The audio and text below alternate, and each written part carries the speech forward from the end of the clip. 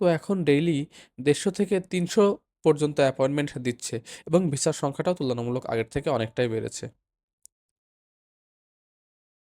আসসালামু আলাইকুম ভিউয়ার্স, আশা করি সবাই ভালো আছেন।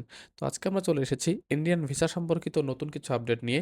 হ্যাঁ, আপনারা ঠিকই জানেন যে বর্তমানে ইন্ডিয়ান ভিসার একটি বড় সুখবর আসতে চলেছে। সেটি হচ্ছে ডিসেম্বরের ভেতরেই আশা করা যাচ্ছে ২৫শে ডিসেম্বরের ছুটির পর থেকেই ট্যুরিস্ট ভিসার নতুন করে ফাইল জমা নেওয়া শুরু করবে। হ্যাঁ, এটা মোটামুটি কনফার্ম একটি নিউজ। আপনারা মিলিয়ে নিবেন আমার কথাগুলোর সঙ্গে কথা মেলে কিনা। তো তার আগে বলে রাখি, যারা আমার সাবস্ক্রাইবারদের ভেতরে গত ১৪ তারিখে এবং ১৫ তারিখে সাবমিশন দিয়ে ১৭ তারিখে ডেট পেয়েছিল, তাদের নামগুলো আমি এখানে বলে দিচ্ছি এবং তাদের অ্যাপয়েন্টমেন্ট এবং ডেলিভারি স্লিপের ছবি আমি এখানে দিয়ে দিচ্ছি।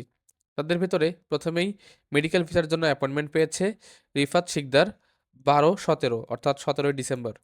তারপরে মেডিকেল ভিসার জন্য অ্যাপয়েন্টমেন্ট পেয়েছে শুভ ঘোষ ১২-১৭ অর্থাৎ ১৭ই ডিসেম্বর। তারপরে জাকির হোসেন মেডিকেল ভিসার জন্য অ্যাপয়েন্টমেন্ট পেয়েছে ১৭ই ডিসেম্বর। তারপরে আকবর আলিফ এন্ট্রি ভিসার জন্য অ্যাপয়েন্টমেন্ট পেয়েছে ১৭ই ডিসেম্বর। সায়েম হোসেন এন্ট্রি ভিসার জন্য অ্যাপয়েন্টমেন্ট পেয়েছে ১৭ই ডিসেম্বর সকাল ১০টা থেকে ১১টা। এখানে আপনারা দেখতেই পেলেন, আমি এখানে ছবি সহ সবগুলো দিয়ে দিলাম যে কারা কারা অ্যাপয়েন্টমেন্ট পেয়েছে এবং অ্যাপয়েন্টমেন্ট যদি কেউ কন্ট্যাক্টের মাধ্যমে নিতে চান নিচের দেওয়া ফেসবুক লিঙ্কে যোগাযোগ করতে পারেন। তো চলুন মূল টপিকে ফেরত আসি। কারণ এই তথ্যগুলো আমি সম্পূর্ণ হাই কমিশনের একজন অফিসার থেকে নিয়েছি। তাদের ভাষ্যমতে যে ভিসার সংখ্যাটাও আগের থেকে অনেকটাই বাড়বে এবং অ্যাপ্লিকেশনের বিপরীতে অ্যাপয়েন্টমেন্টের সংখ্যাটাও অনেকটাই বেড়ে যাবে। আশা করা যাচ্ছে ১৬ তারিখ বন্ধের পর থেকে অর্থাৎ ১৭ তারিখ থেকে অ্যাপয়েন্টমেন্টের সংখ্যা ৩০০ থেকে ৪০০ সারিয়ে ৫০০ প্লাস হয়ে যাবে।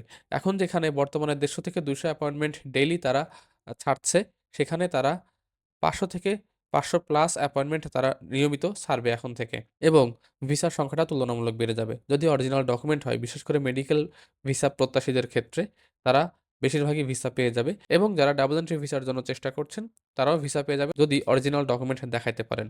আর সবচেয়ে বড় বিষয় সেটি হচ্ছে অনেকগুলা এম্বাসি, অর্থাৎ যারা ডাবল এন্ট্রি ভিসা নিয়ে ইন্ডিয়াতে এম্বাসি ফেস করার জন্য যেতে চাচ্ছিলেন, অনেকগুলো এম্বাসি বাংলাদেশে তাদের কনসুলেট টিম পাঠানোর একটি বড় পরিকল্পনা করছে। সেটি যদি হয়ে যায় তাহলে ডাবল এন্ট্রি ভিসা প্রত্যাশীরা অনেকটাই চাপমুক্ত হয়ে যাবে। তখন তারা ইন্ডিয়া না যেয়েও তাদের কার্যক্রম সাধন করতে পারবে। এতে করে যতটা তাদের সময় বাঁচবে, ততটা তাদের অর্থও বাঁচবে এবং তাদের যেই হয়রানি সেটাও অনেকটাই বেঁচে যাবে। আশা করা যাচ্ছে খুব দ্রুতই এই বিষয়টি স্বাভাবিক হয়ে যাবে। ইন্ডিয়ান ভিসা সম্পূর্ণরূপে শুরু হইতে, হইতে জানুয়ারি মাস হয়তোবা চলে আসবে।